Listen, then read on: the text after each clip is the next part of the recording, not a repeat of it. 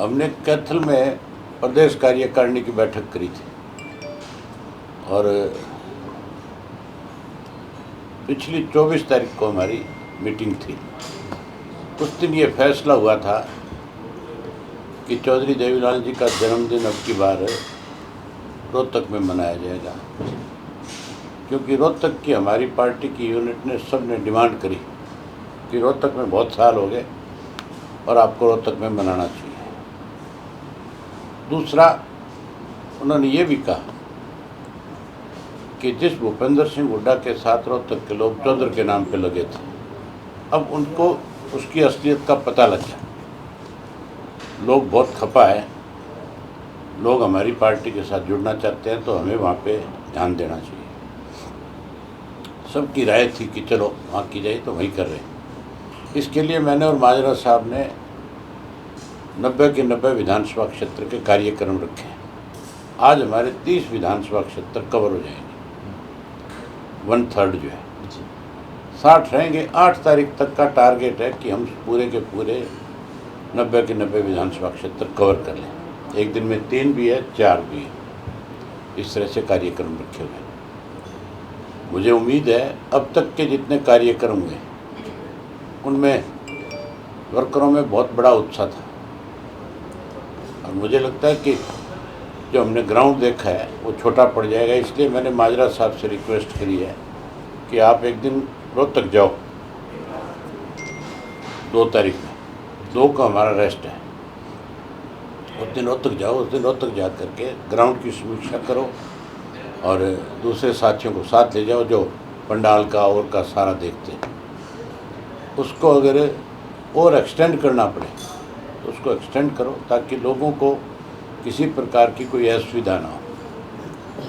माजरा साहब जाएंगे, फिर उस पर और फैसला करेंगे कि कितना बड़ा ग्राउंड और किया जाए। वैसे पहले से वो ग्राउंड 2 लाख से ऊपर की कैपेसिटी का है। मैं उम्मीद है कि अब की बार बहुत बड़ी संख्या में लोग आएंगे, पहले से कई गुना ज़्यादा आ सकते हैं।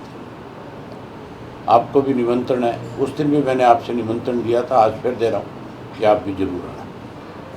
तो कोई नए नेता भी शामिल हो सकते हैं सर दूसरी पार्टियों से?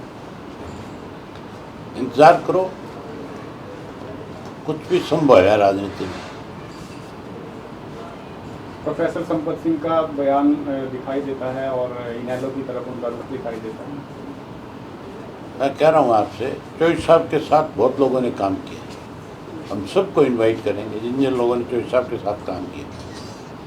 कितने लोग आते हैं वो फैसला तो उन्होंने करना। सांसद जयप्रकाश जी लगातार हमलावर रहते हैं इन लोगों। आप कोई अच्छी बात करो, ऐसे लोगों के नाम मतलब ठीक है, सांसद बन जाते हैं, ये कोई बड़ी बात नहीं है। बहुत सारे एमएलए भी बनते हैं, सांसद भी बनते हैं, लेकिन बोलने की तमीज़ होना बहुत ज़रूरी है। उनको मैं तो कहूँगा परमात्मा बुजुर्ग हो गया, अब उसको सद्बुद्धि दे, कुछ समझदारी की बात करे, ज़्यादा अच्छा लगेगा। जिस किस्म की भाषा वो बोलता है, चौटाला साहब ने उसको राजनीति सिखाई थी, उनकी उंगली पकड़ के राजनीति सीखा था। इसलिए मैं कह रहा हूँ कि उसको तमीज़ से बात करनी चाहिए। लैंड जो ऑर्डर है उस पर क्या करोगे सर? हरियाणा में कानून व्यवस्था खत्म होगी पूरी तरह से। हरियाणा में आप ये मान के चलो, कोई दिन ऐसा नहीं है जिस दिन 3 से 4 मर्डर ना होते हैं। बेकसूर लोगों को मारा जाता है, 10 से 11 12 अपहरण होते हैं। इसी तरह 3 4 5 बलात्कार की घटनाएं भी रोज़ की है। ये सरकारी आंकड़े हैं, ये कोई मैं अपनी तरफ से नहीं बता रहा। ये सरकार के जो आंकड़े आते हैं, केंद्र की सरकार के और प्रदेश की सरकार के, उनके आंकड़े हैं। सर विधानसभा तो कानून व्यवस्था कहाँ है? सर हरियाणा में क्राइम बढ़ता जा रहा है और मुख्यमंत्री स्टेजों पर चुटकुले सुनाकर चले जाते हैं।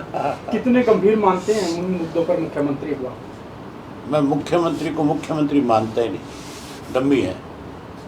आज भी मनोहर लाल खट्टर का बयान आपने पढ़ा होगा।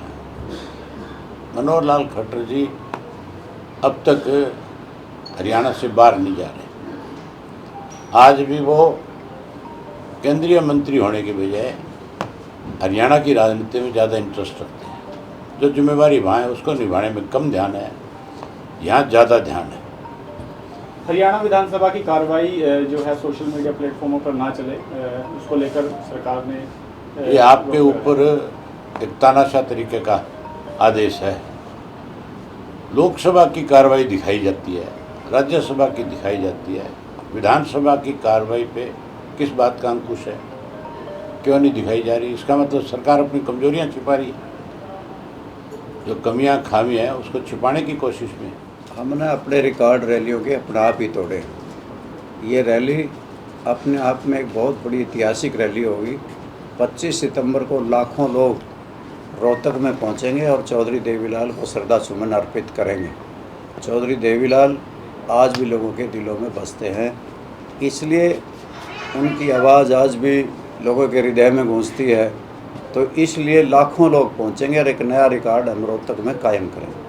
संगठनात्मक तरीके से किस तरह से इन रैलियों को मजबूत किया जा रहा है? पूरे प्रदेश में हमने, देश में, राष्ट्रीय स्तर पे, प्रदेश के स्तर पे, जिला स्तर पे, हल्का स्तर पे अपना संगठन हमने 17 के 17 सेलों को सक्रिय कर दिया, पदाधिकारी बना दिए। हमने इन सेलों को गांव तक पहुंचाने का संकल्प लिया हुआ है।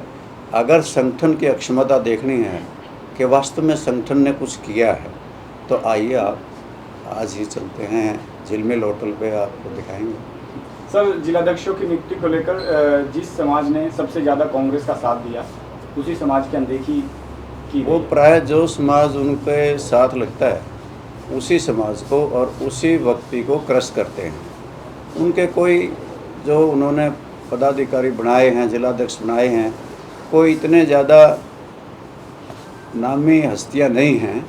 वो तो अनजाने लोग बनाए गए, आपस की पार्टीबाजी की दलगत राजनीति में आपस में उलझ करके उन्होंने ऐसे लोगों को बिठा दिया जिनका कोई प्रभाव नहीं।